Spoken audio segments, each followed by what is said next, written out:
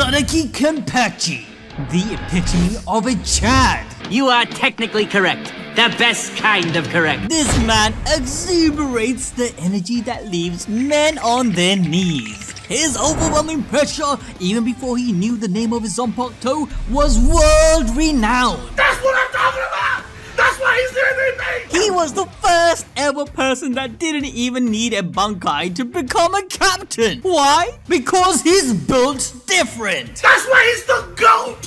The GOAT! I think we can all agree that Kenpachi is absurdly strong. Literally the embodiment of what it means to live on the edge at all times. I mean, for some of us, it would be getting an F in a maths test and then telling our parents. For others, it's telling your wife you don't have any money left. But for Kenpachi, if there is a battle near him, you can expect him to put his life on the line. And that's because fighting against the stronger foe makes him feel the most alive. Much like Ichigo, Kenpachi built his reputation through sheer raw strength, showcased by his insane level of Ryotsu, which he limits by containing it with his eye patch. Yes, ladies and gentlemen, this man is so powerful that he nerfs himself to have a good fight. Just think about that shit. Just think about it. Seriously, Kenpachi has the power, the strength. He is a literal Chad amongst Chads. I've been watching Bleach since I was a 12-year-old boy, and I fell in love with this man. The name of Kenpachi Zanpakuto itself unravels the mystery behind it. Nozarashi means weather-beaten one or beaten by the weather, a representation of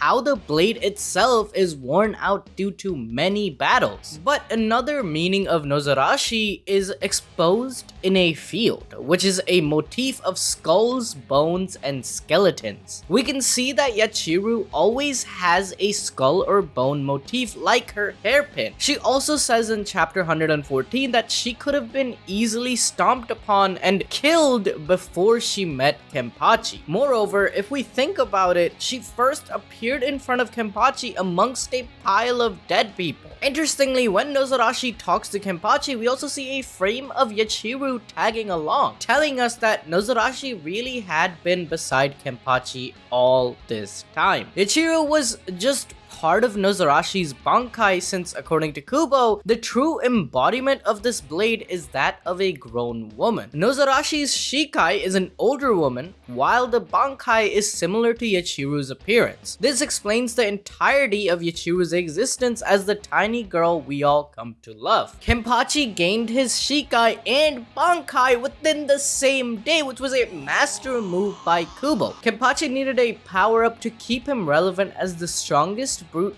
power Shinigami in Soul Society, because everyone else was getting power-ups left and right at this point. But it would have been against his straightforward fighting style for him to learn Kendo, so there was only one thing that could shoot him up to the top, and it was Bankai. The build-up had been in the works for nearly 500 chapters, because all of us knew that he'd hit Bankai eventually. And this was just the time for Kenpachi to realize his full potential, because he had to face extremely strong opponents like Gremmy and Gerard of the Stern Ridders. While Kenpachi was fighting Unohana, Yachiru was up against Gremmy, getting slapped up, because this guy had the power to literally change reality itself with his imagination. This power was so busted that he just turned Yachiru's bones into cookies. I'm not joking, he actually turned it into cookies. However, he could not imagine himself beating Kenpachi. Gurmi fired guns, he fired a rocket, he even tried to squish Kenpachi with giant hands, but the captain of Chads came out unscathed. As a last-ditch effort, Gurmi summoned a whole-ass meteor, which only excited Kenpachi that he had found something new to cut. So he called upon Nozarashi, destroying the meteor with just his shikai. Now, using some anime bullshit science, we can actually figure out just how much strength Kenpachi used here. According to a professor of mechanical engineering and material science at Johns Hopkins University, to destroy a meteor that is 20 kilometers in diameter, you would need about 200 gigatons of TNT or